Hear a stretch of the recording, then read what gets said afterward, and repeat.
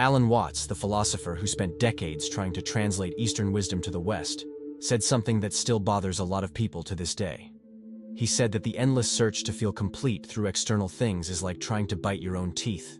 You can try your whole life, put in every possible effort, but you'll never succeed because what you're looking for isn't where you're looking. It never was.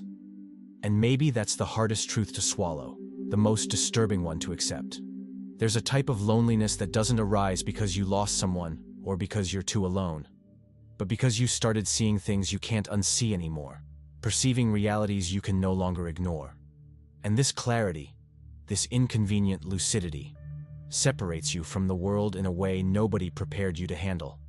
The first thing you need to understand, and maybe the hardest to accept, is that this loneliness doesn't arise because someone abandoned you, because you were rejected, or because you don't have people around you. It shows up even when everything in your life seems to be working perfectly, when you still hang out with the same old friends, when you still go to the same old places, when you're still part of the same groups, the same conversations, the same routines that used to give you that sense of belonging and security. What changes isn't the external world, isn't the landscape around you. It's something inside you that starts working differently, as if a switch had been flipped without you noticing. It's as if new lenses had been placed over your eyes during the night, and now you wake up and see the same things with a different clarity, more raw, more direct, more truthful, and sometimes even cruel. And this new way of seeing, this new way of perceiving reality, creates an emotional distance that simply didn't exist before. You're there, physically present at the bar table, at the family gathering, in the friend group, but something essential, something you can't even name properly, is no longer on the same wavelength as everyone else. And the most confusing, the most disturbing part, is that nobody around you notices this change because you didn't change on the outside. You didn't get a radical haircut, didn't move to a new city, didn't make any dramatic declaration. You changed on the inside, and that doesn't make noise, doesn't give warning, doesn't give clear signs that others can pick up on. People keep treating you the same way as always, expecting the same reactions you always gave, counting on you to be who you always were. But you're no longer exactly that person, and you know it even if you can't explain how or when the change happened. And then comes that strange, disturbing feeling of being alone in the middle of a crowd, of participating in conversations where you feel, deep in your soul, that nobody is really listening to anyone, that everyone's just waiting for their turn to speak, to tell their story, to prove their point, and nobody is really connected to anyone for real. You laugh at jokes that don't make sense to you anymore, agree with opinions that no longer resonate inside your chest, participate in conversations that seem to be spinning in eternal circles without getting anywhere. And you do all this because you still haven't learned to do it differently, because you still don't know how to be honest without being inconvenient, how to be authentic without being out of place. It's not that you think you're better or worse than others. It's not that you're judging the people around you or thinking they're wrong and you're right. It's that something inside you changed frequency. And now you're tuned to a different station, hearing a sound that nobody else seems to hear, noticing things that nobody else seems to notice, and that puts you in a lonely position you never asked to occupy.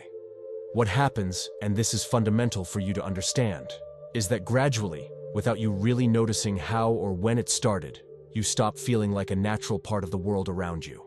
Before, everything seemed to make sense automatically. Almost by osmosis, you participated in conversations effortlessly, agreed with values without questioning, followed goals that seemed obvious and universal, and all of this flowed without you needing to think much, without you needing to force anything, without you needing to fake anything.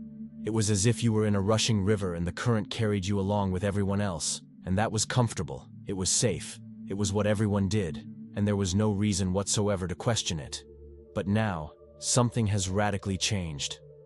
You start noticing, gradually, in small moments throughout the day, that you can no longer agree with certain things just because everyone agrees. You can no longer value what everyone values as if it were the most important thing in the world. You can no longer get excited about achievements that seemed fundamental before, but now seem empty and without real substance. You look at people running after promotions, titles, recognition, growing numbers on social media, and you even understand rationally why it matters to them, but you no longer feel that visceral excitement, that genuine desire to be part of that race. And the hardest part, the most disturbing of all this, is that you didn't consciously choose this change. It wasn't a rational decision you made on a Sunday morning after reading some philosophical book or watching some inspirational video. It was something that happened without you noticing, a silent transformation that was removing layer by layer, piece by piece, your ability to fit effortlessly into the world that had always been yours. Now, to participate in the same things as before, you need to fake it a little, force a smile here, agree out of politeness there, show an enthusiasm you no longer feel, and that gets tiring in a way you never imagined it would. It's not physical tiredness that a good night's sleep fixes. It's existential tiredness that accumulates day after day, interaction after interaction, until you realize you're exhausted just from trying to be who you were before. It's not that you want to be different or stand out or be special. It's that you simply can't be who you were before anymore without feeling like you're betraying something essential inside you. The world stays the same, spinning the same way, with the same rules, the same games, the same demands, the same expectations, but you can no longer play with the same innocence, the same commitment, the same blind faith that all of that makes sense and is worthwhile. And this creates a loneliness that has nothing to do with being physically alone. It has to do with not belonging anymore, with feeling like you're no longer part of the collective agreement that everyone seems to have signed without reading the fine print. And along with this gradual loss of belonging, an internal silence emerges that didn't exist before, or that always existed but you had never noticed because you were too busy, too distracted, too numbed to notice. You start realizing, and this can be scary at first, that the things that used to fill your head, that kept you occupied from the moment you woke up until bedtime, that gave you that comforting feeling of being alive and productive, no longer work the same way. The music you used to listen to on repeat until you memorized every word, the series you binged anxiously waiting for the next episode, the endless scrolling on your phone that kept you hypnotized for hours, the shallow but animated conversations about gossip, about news, about the latest viral internet happening. All of this gradually loses strength, loses that magical power to fill you. It's not that you got sick of these things like someone gets tired of a flavor or a song. It's that they simply stopped filling the void that now you realize, with painful clarity, was always there waiting to be noticed. Before, the constant noise of modern life anesthetized everything perfectly, kept you distracted enough not to feel, not to think, not to question anything too deeply. You woke up, checked your phone, consumed content, worked, talked, consumed more content, slept, and started over. And this cycle worked because you didn't stop long enough to realize that maybe it wasn't really feeding you for real. But now, something has changed. Now, even in the middle of the noise, even with the music loud, even with notifications buzzing in your pocket, you hear a silence that comes from within. A deep silence that no music can cover, no series can interrupt, no conversation can completely fill. And this silence can be very scary at first, can even make you think something's wrong with you, that you're falling into depression, that you're losing the ability to enjoy life, because we've been taught from the beginning to avoid silence at all costs, to fill every second with something, anything, to not have to face what's inside waiting to be heard. We've been trained to be afraid of silence, to associate silence with loneliness, loneliness with sadness, sadness with failure, and that's why we run, we fill, we distract, but there comes a moment when no distraction is strong enough.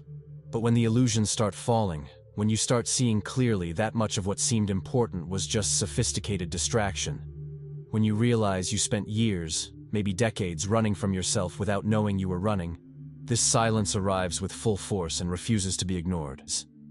And it's not empty like you imagined it would be. It's full, absurdly full of things you always knew but never wanted to admit, full of truths that hurt but are real, full of questions you avoided asking because the answers were scary.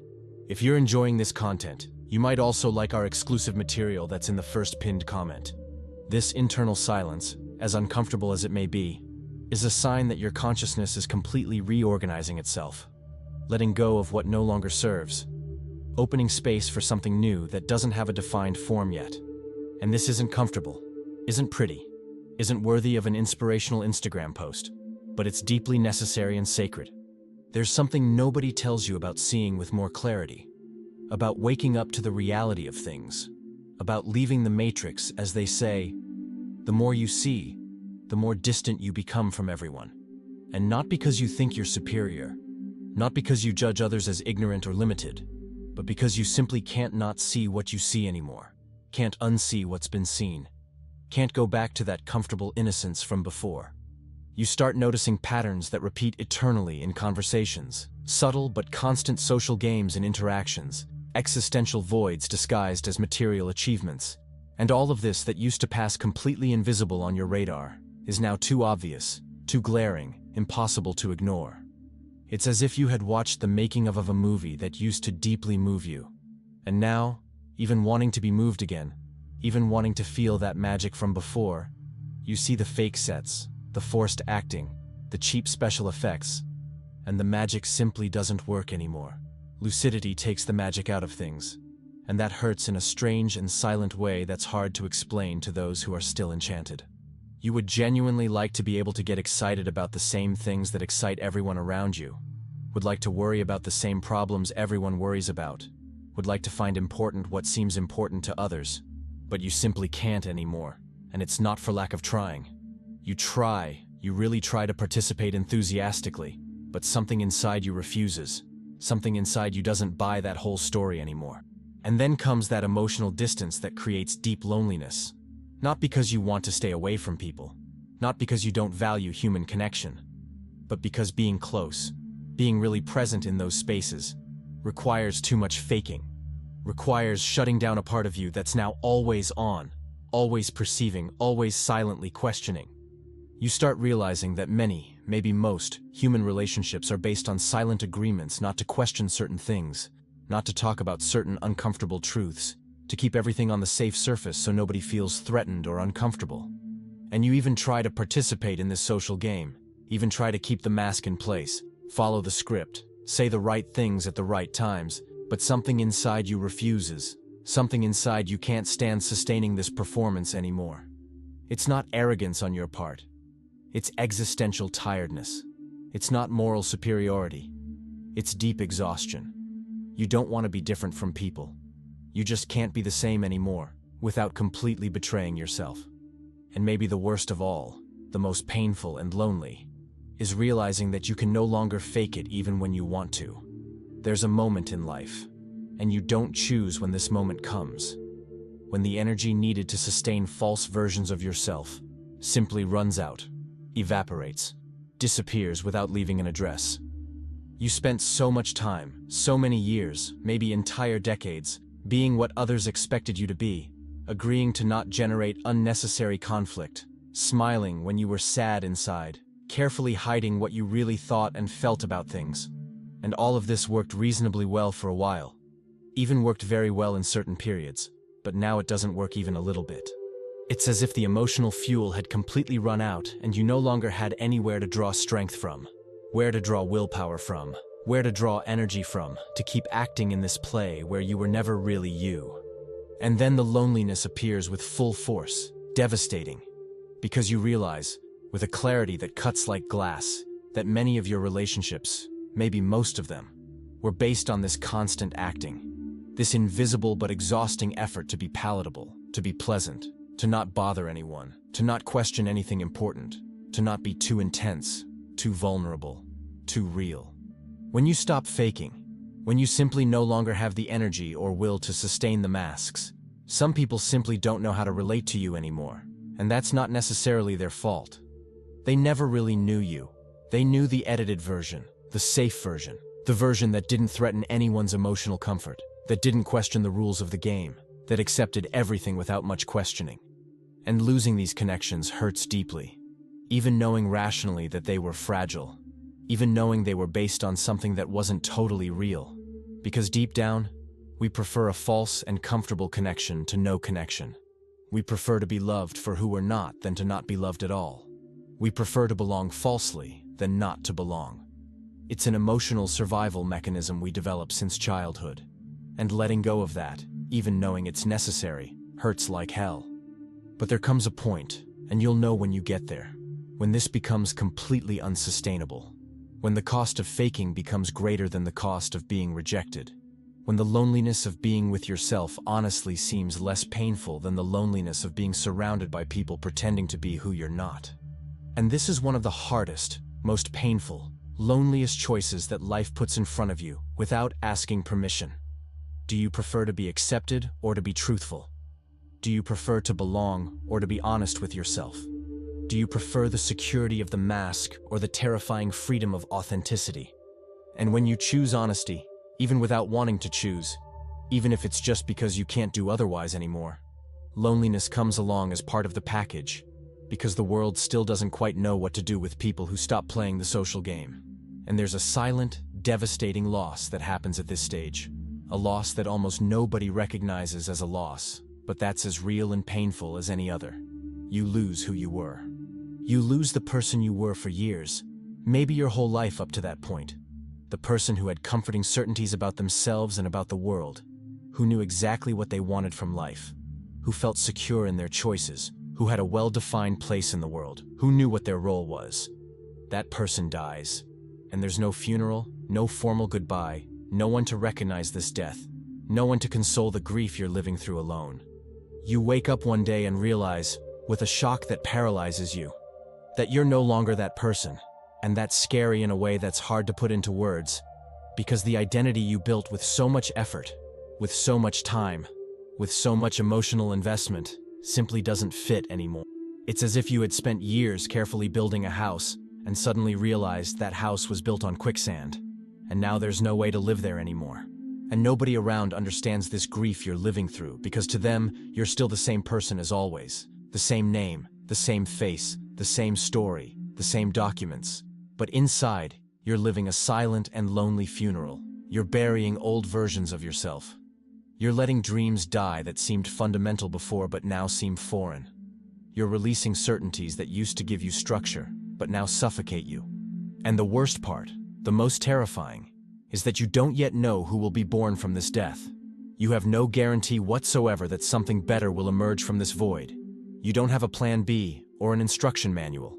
You just know, with absolute certainty, that what was before is no longer possible. You can't go back. You can't pretend nothing changed.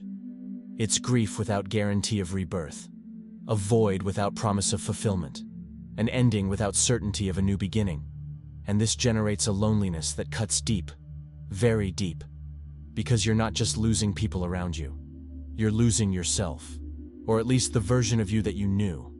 And how do you explain this to someone without seeming dramatic, without seeming exaggerated, without seeming like you're having an existential crisis over nothing? How do you tell someone, looking them in the eyes, "I'm grieving who I was," without it sounding like a movie line or a social media post? The inconvenient truth is you don't explain it. You can't put this into words that make sense to those who aren't living through it. You just feel it. And you feel it alone, completely alone. Because this type of pain doesn't fit into common words, doesn't fit into bar conversations, doesn't fit into WhatsApp messages, doesn't fit into any space that people normally use to share pain. And it's important, fundamental even, to make it very clear that this deep loneliness isn't common depression. Isn't that clinical apathy where you don't feel anything anymore, where everything becomes gray and heavy and meaningless, where you don't even have the will to get out of bed, where life completely loses its color and taste. Here, in this specific loneliness, the problem is precisely the opposite, and understanding this can help you not confuse things. You feel too much, not too little. You're more sensitive than ever, more perceptive than ever, more present and conscious than you've ever been in your entire life. And it's exactly this hypersensitivity, this hyperconsciousness, that creates the emotional distance between you and the rest of the world. You notice subtle nuances in conversations that used to pass completely unnoticed. You pick up unspoken emotions that hang in the air. You sense the falseness of interactions even when they seem genuine to everyone else. You see the superficiality of the values everyone defends with such conviction. And all of this hurts you deeply because you can no longer ignore it, can no longer pretend you're not seeing it. In clinical depression, you disconnect from everything. You lose genuine interest in things. You don't want to go out, don't want to talk, don't want to do anything. You just want the world to stop so you can get off. Here, in this loneliness of awakening, you're too connected, too present, too awake, feeling too much, and the world around you seems to be sleeping, seems to be anesthetized, seems to be living on autopilot. You want to talk about real things, deep things, true things, and everyone wants to talk about the weather, about traffic, about the soap opera, about celebrity gossip. You want real connection, eye to eye, soul touching soul, and everyone offers likes, generic comments, shallow but numerous interactions. You want raw and vulnerable authenticity, and everyone offers well-made masks and rehearsed smiles. It's not lack of will to live, quite the opposite. It's excess of will to truly live. It's excess of perception of life as it really is, when you remove all filters, all illusions, all comfortable distractions. And this puts you in a very specific, very particular loneliness, because you're not empty inside.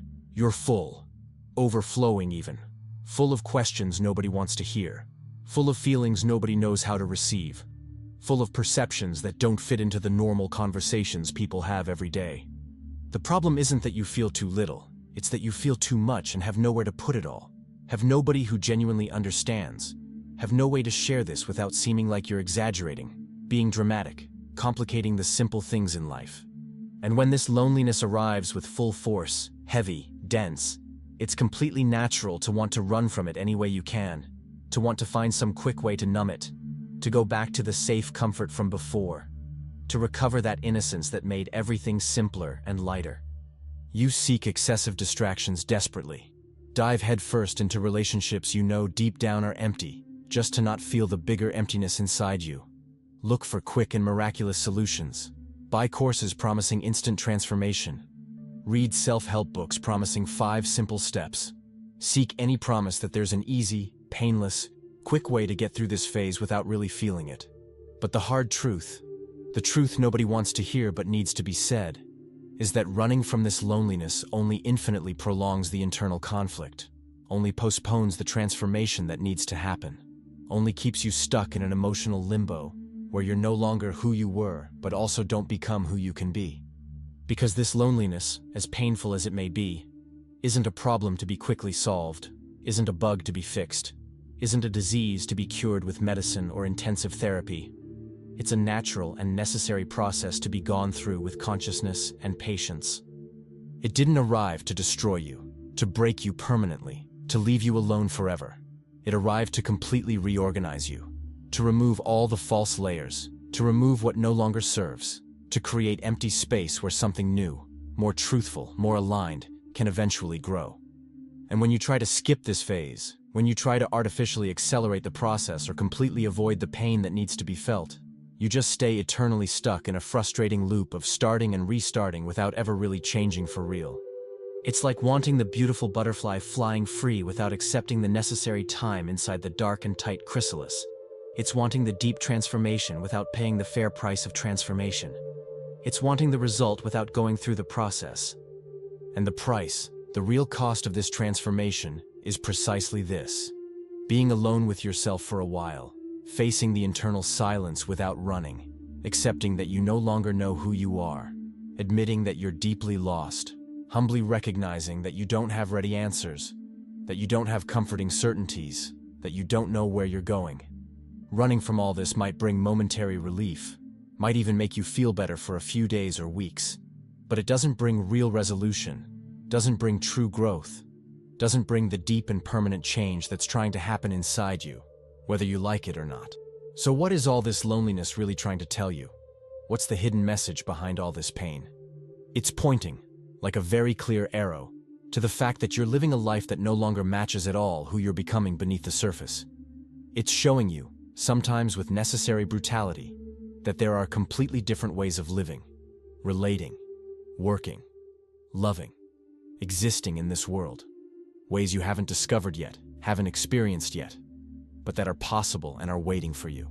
It's warning you, even shouting, that you can no longer go back to the safe comfort from before, even if you really want to, even if it's tempting, even if it seems like the easiest thing in the world, because something inside you already knows too much, has already seen too much, has already felt too much, and there's no going back. This loneliness is the necessary interval, the essential void, the fertile silence between an old identity that fell, that died, that no longer serves, and another new identity that hasn't been born yet, that doesn't have form yet, that's still being slowly gestated in the dark. It's the necessary void before building something completely new. It's the deep silence before a new song starts playing. It's the necessary death before a new birth.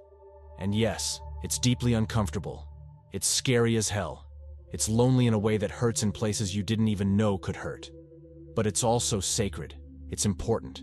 It's absolutely necessary for who you're becoming. You're not permanently broken. You're in painful metamorphosis. You're not lost without return. You're finding yourself in a way you never found before. Deeper, more truthful, more real. You're not alone because of your defect, because of character flaw. You're alone because you're growing beyond the old and limited versions of yourself. And real growth, true transformation, almost always requires temporary solitude, requires necessary distance, requires a long time of silence where you have nobody to tell you who you should be, nobody to push you back to what you were.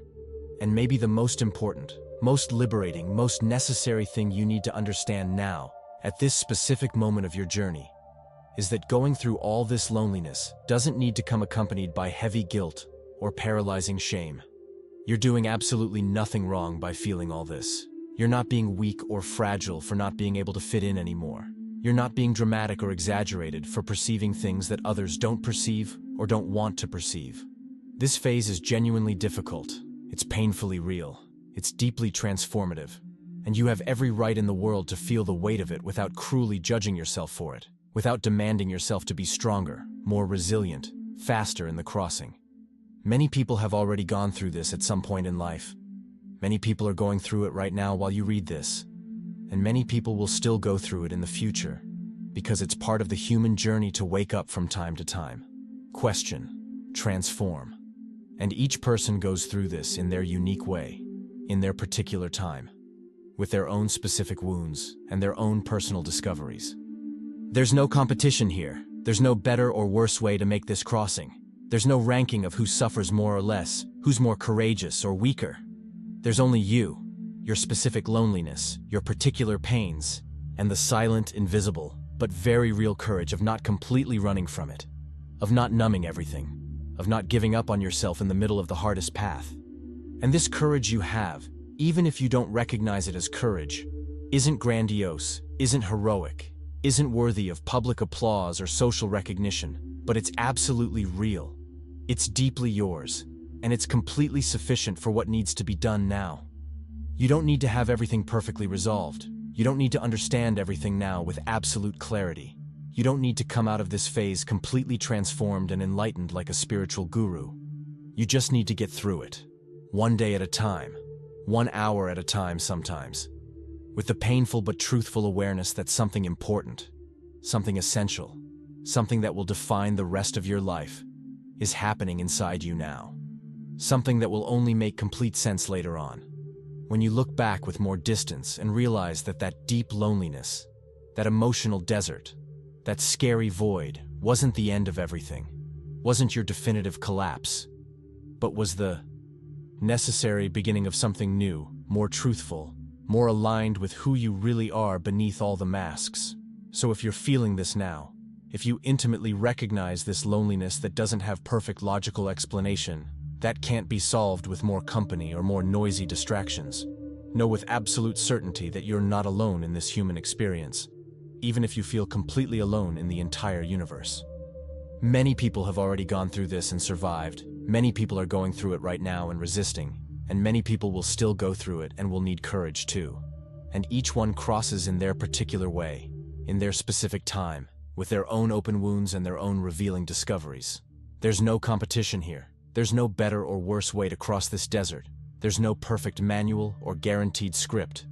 There's only you, your real loneliness, your true pain, and the often invisible courage of not completely running from it, of not numbing everything with anything, of not giving up on yourself when everything seems lost. And maybe, just maybe, and without any miraculous promise or comforting guarantee, you'll discover later on that on the other side of this deep loneliness, there's a version of you that's more truthful, more whole, more free than you ever imagined was possible. A version that no longer needs to fake anything for anyone, that no longer needs to forcefully fit in, that no longer needs anyone's approval to feel valid and sufficient. But to get there, to that promised land without guarantees. You need to cross this arid desert, need to feel this existential thirst, need to walk alone for a time that may seem eternal. And no, it's definitely not easy at all, but it's completely possible. And you, even doubting, even trembling, even feeling weak, are much stronger than you imagine. If this video made genuine sense to you, if any part of this resonated deep inside your chest, leave a like down below and subscribe to the channel. Because we're going to keep talking about these things that nobody talks about openly, but that everyone feels silently. And always remember, feeling this deep loneliness doesn't mean you're permanently broken. It means you're painfully waking up. And waking up hurts, wounds, scares, but it's the only real way to truly live.